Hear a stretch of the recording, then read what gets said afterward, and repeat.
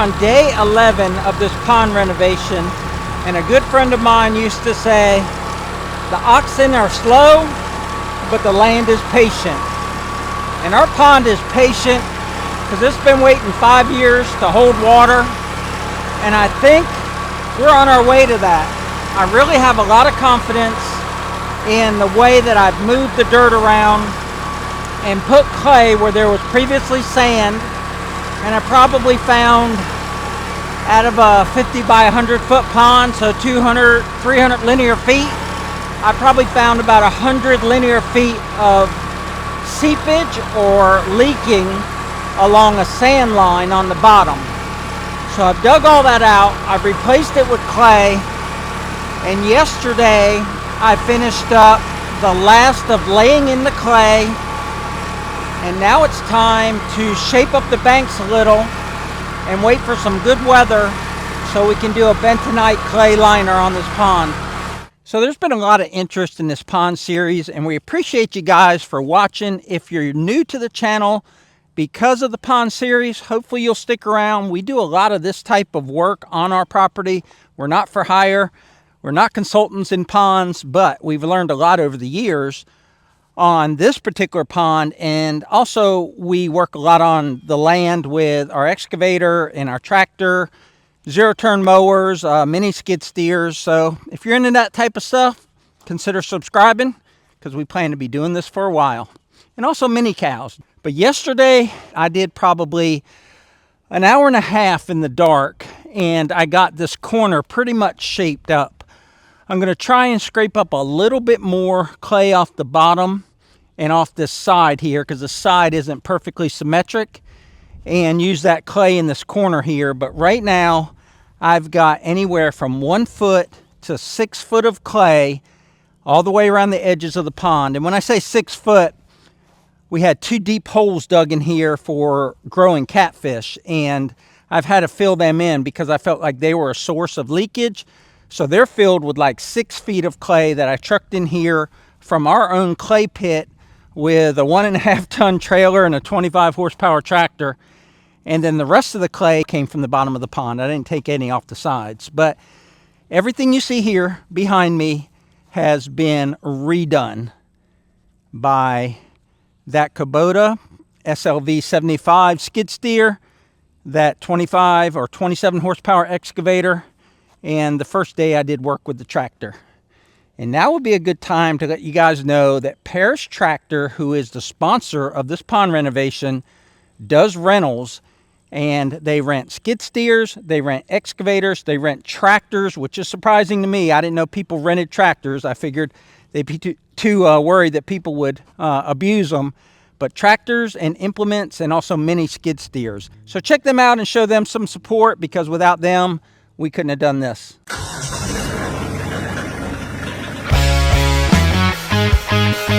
More than a tractor store. So I'm going to start the day on Precious. I've already put the box blade on the tractor, but I don't think the box blade is the right tool right now. I'm going to let this dry out a little bit more while I'm doing some grading here with the blade on the excavator.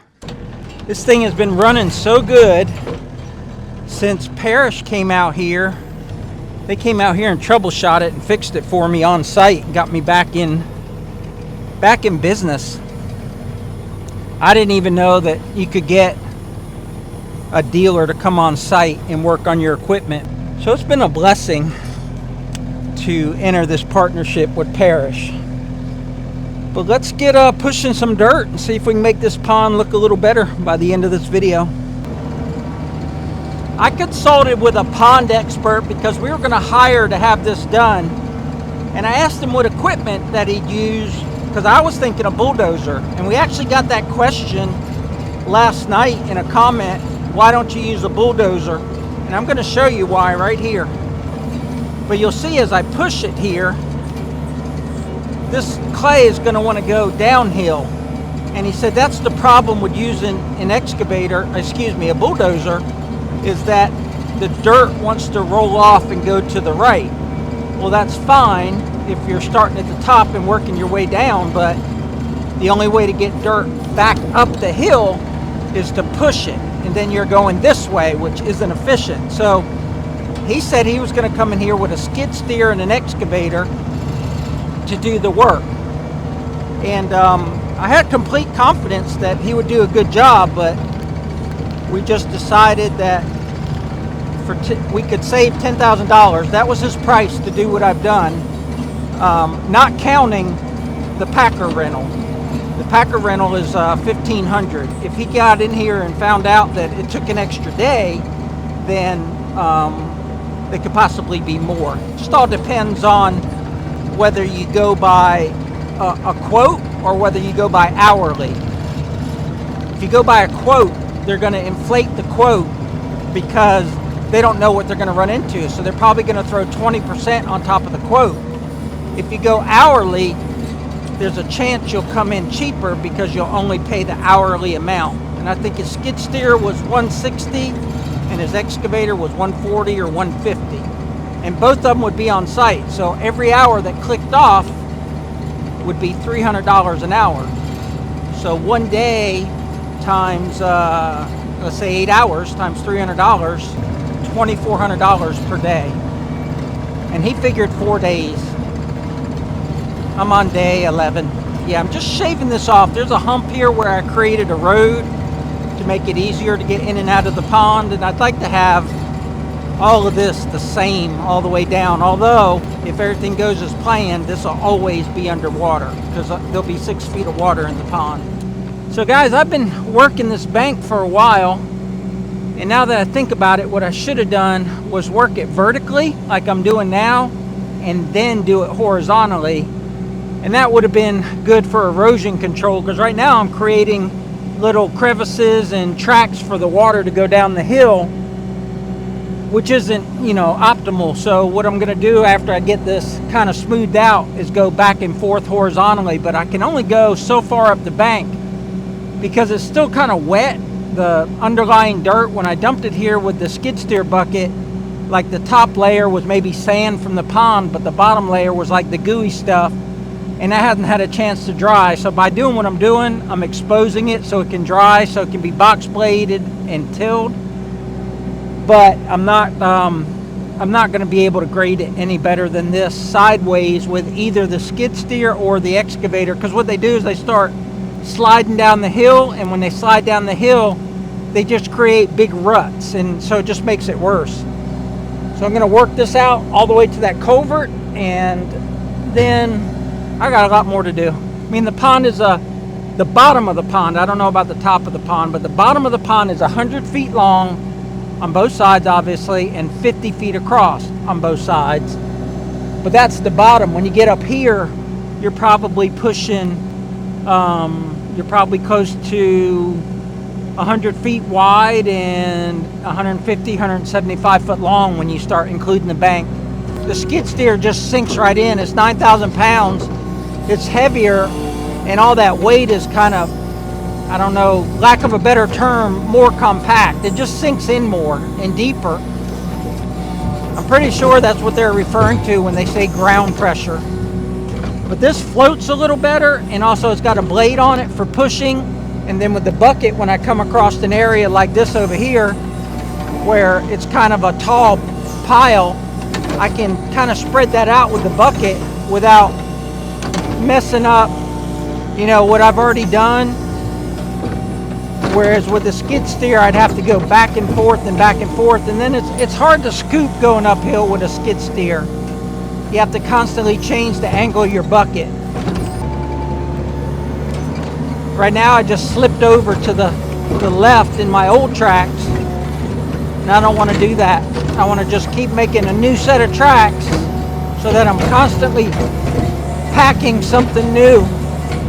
I switched over to this north slope here, and I've been going back and forth. Well, first I went up and cleared some of those big hills up there, knocked them down, and then I started going sideways here, and I don't think there's any way that the camera can pick up just how steep this is. And I don't know what the slope is, but this machine is just sticking this slope. Like, I feel so stable. I got my weight forward or up the hill, so it's not pulling me down the hill, and I can push a full blade of clay over to there and then shake this, and this is, I don't even know where to stand. Like, so I'm just down from the excavator, and you can see how the slope goes up, and it's I won't call it radical. I think it can handle more. Matter of fact, over here it is more sloped. I don't know how many degrees it is. You know what I'm gonna do? I'm gonna check it with my phone and just see like where the slope is right here. We are about 25 degrees right here, and over here where it's the most steep, it said it was 30 degrees. So I don't know what you're used to, but I can tell you from the seat of my pants that that's as much grade as I want to be at an angle like that.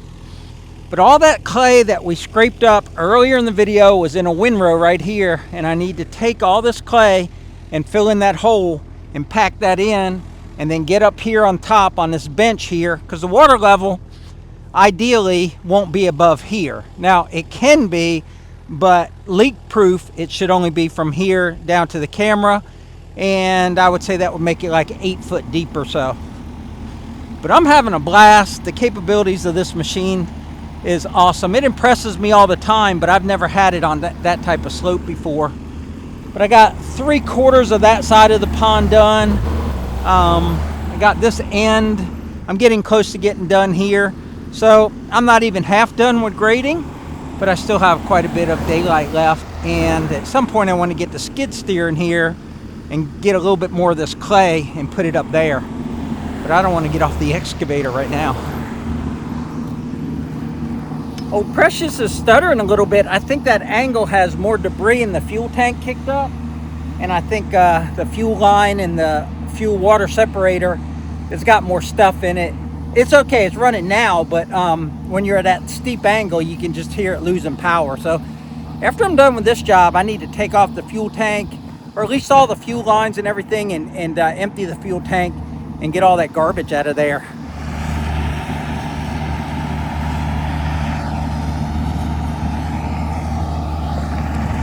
Ooh, this is stinky mud. It's very smelly. Oh, like cow poo smelly. No, Bella.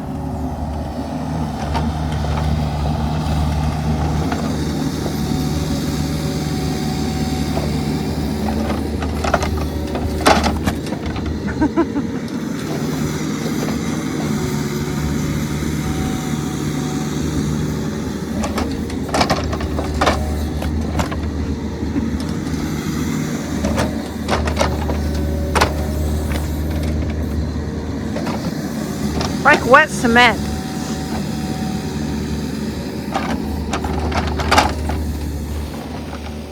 So I know I started out the video on the Kubota tractor with the box blade, but it's not dry enough to move the material with the box blade. So I've been on Precious all day, going back and forth, and got most of the pond done. I tried to do over there by the Kubota tractor on the top and push it horizontally or sideways, but it's too wet, and when you slide down the bank it just makes a mess. So I'm gonna work the bank over here where the excavator is and just do the lower bank and go up as far as I can until it gets the material gets too wet. Well, I may push it back and forth with the bucket. I had to do that a lot. A lot of this gooey stuff, especially from the catfish hole, and also that layer of silt and everything that was across the whole pond. When I put it up on the bank, it still hasn't dried yet. So when you knock the crust off the top, it's still like 1 foot of gooey stuff. But I spread a lot of it out so that it's only like, 6 inches thick instead of 18 inches thick. And I want to show you something very encouraging. So this is water from rain that was 4 days ago. And I dug a little hole there so that I can pump out water if the pond gets too much water while I'm working in it. And then I got a couple little trenches going through here. That water has stayed. None of it has sunk in, and all stayed right on top. It's holding water here, and that's not groundwater. That's not water that came up from the ground, because I've been digging in here and the groundwater is 6 feet below We showed it in the last video or the video before that. In the bottom of that catfish hole, there's a little spring there. It's a low pressure spring, so it never will come to the top. But the water table's 6 feet under my feet, so that's not groundwater. So time to get back to work. I'm gonna get on the excavator and push across that lower part over there, then get on the skid steer and work the bottom a little bit. And I think it's gonna be an early night. I don't think I'm gonna be working by headlights tonight. I was thinking it was gonna be an early day for me, but it's already after 5, so the sun's setting here shortly. But the pond is looking amazing, except for those tall piles up on that other bank over there. But I'm going to jump in the skid steer and do a little cleanup, and then the pond is shaped. That was the goal today, was to get the pond shaped. Is it ready for grass on the banks? No, it's still too wet for that. But as far as the clay and the shaping and moving things around, I'll call it done, but I'm going to get in the skid steer and do a little bit more work. I want to have a good 5 days of clear sunny weather to line this pond. And also I need to get a bigger excavator because I got nothing out here that will lift. There's 3,000 pound sacks of bentonite. I think I'm going to get a 12,000 pound excavator from Paris Tractor Rentals and use that. And my friend might bring over his tractor for tillage and he might drive the packer. So I've got a plan for the final liner. I just need all of the things to line up so I can knock that out. And then we start pumping water in this pond. But that'll wrap it up for today's video, folks. We sure appreciate you watching. I'll put a playlist down below that'll show all the pond videos if you happen to cross this one and it's your first one. But I think this is number 11 in the pond renovation series. But until next time, y'all take care out there, and remember, life's short. Tractor hard. Check out these 2 videos right here. They're pretty cool too. Take care, guys.